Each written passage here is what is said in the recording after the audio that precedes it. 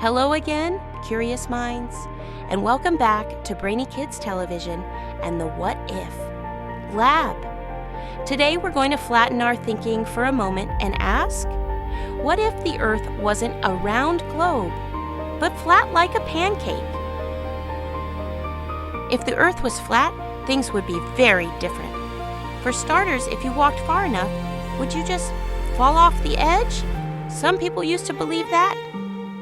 Gravity, that invisible force that keeps us on the ground, would also act differently. Instead of pulling everything towards a central point, like on our round Earth, it might pull everything towards the middle of the flat disk. That would make walking towards the edges pretty tricky. But guess what? Our Earth isn't flat at all. It's a giant sphere, a big round ball. Gravity pulls equally from all directions, and that's why planets like Earth are round.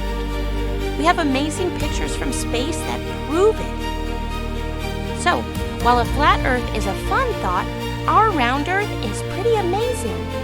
Join us next time as we explore something super mysterious. What if a black hole entered our solar system?